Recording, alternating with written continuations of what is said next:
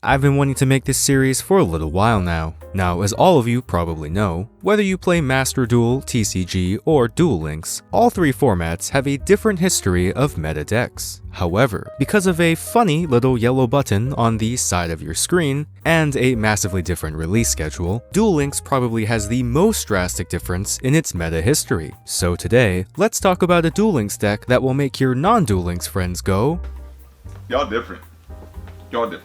When Fire Kings were good. Now, I know what you're thinking, but Fire Kings are meta outside Duel Links. And you're right. Today's episode is going to be a little bit cheating. However, your Fire Kings did not look like Duel Links Fire Kings. At least not the whole time. Now, you can find Fire Kings on Duel Links meta as early as 2017, which is actually as early as Duel Links meta even goes. Where's Ball? There he is. Duel Links Ball. Fun fact, if Duel Links free-to-play had an ace monster, it would be this one. Now, I don't think anyone would consider this to be a meta deck just yet. However, it was very playable and very capable of hitting King of Games. There weren't many Fire Kings at this time, leaving Fire King Island feeling quite sad and empty. And so, Fire Kings Barong and Yaksha, who would normally be ritualistically sacrificing a wide variety of targets, had to instead spend their days sacrificing each other. You may also notice that the Fire King Island is severely lacking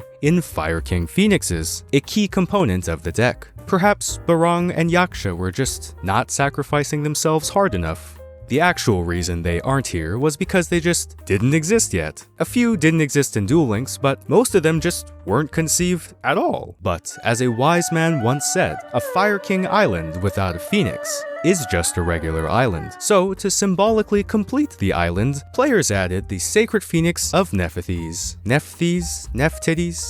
Fine, I will look it up.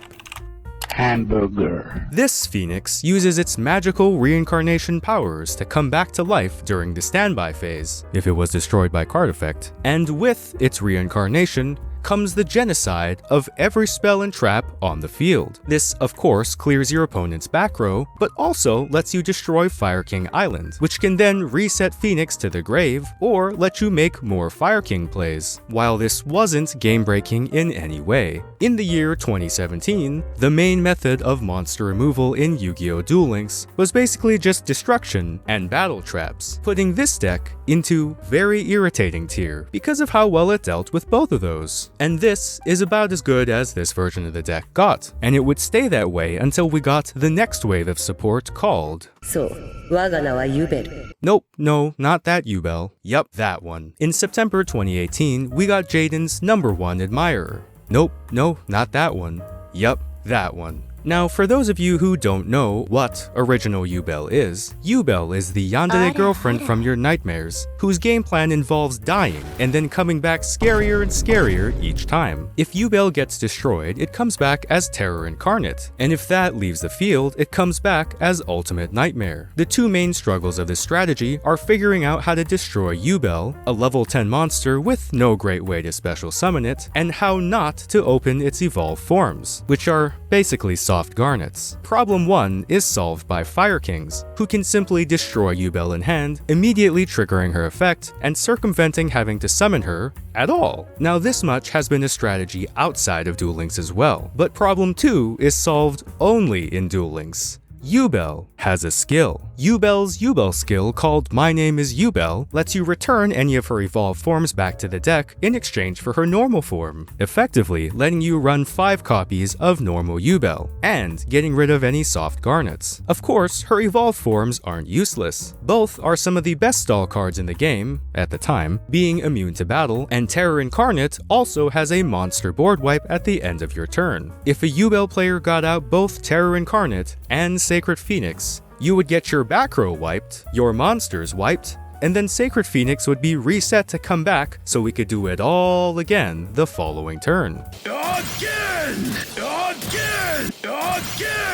Now, as good as I'm making this sound, I don't believe this deck was ever tiered. However, because of how cheap it was to build and how well it could deal with threats on the ladder, when people say Fire King Yubel was surprisingly good in Duel Links, this is usually the version they're talking about. Actual support. In 2020, we got real support, and with it came real performance. In June 2020, we got the Fire King structure deck, and with it came the long-awaited bird. No, not ball, not yet. Fire King High Avatar Gawunix is the Fire King Phoenix that loves long walks on the beach, coming back from the dead, and blowing up all the monsters on the field. And with the addition of Gawunix came the removal of Yandere girlfriend Yubel. Sorry, babe. Wait, what are you doing with that knife? Ah! Gawunix basically does everything Yubel does a little bit better, except for stalling. Being actually in archetype gave you more consistency, and not being Yubel gave you access back to your skill. So now you can play... What, you thought I was gonna say a Fire King skill? This is 2020. We're going generic.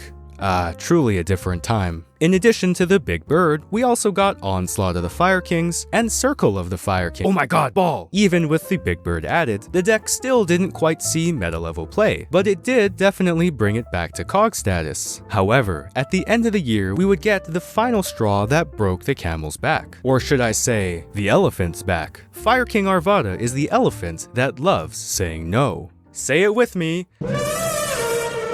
This card is a quick effect monster negate that blows up a monster in your hand and also has a floating destruction effect. This finally gave the deck a good turn 1 and overall tied the whole deck together. However, even then, it took a few months for players to figure out the ideal way to play the deck. And that way was... No way, Hand Trap Destiny Draw. I have a video talking a bit more about this, but yes, the optimal Fire King strategy was to take 2000 damage, stall until your arms fell off, then Destiny Draw the card you needed, and send your opponent to Fire King Island. I'm banishing you to Fire King Island. No! And with this newfound strategy, it would finally find itself as a tier 3 deck, taking wins over such competitors as Cyber Dragons, Water XCs, and oh hey look, Blue Eyes is meta. Finally, in April 2021, the deck would achieve its final form and hit tier 2, with the addition of Fire Formation Tenki, effectively letting you run 6 copies of your main combo starter and making the deck look very similar to its non-Duel Links counterpart.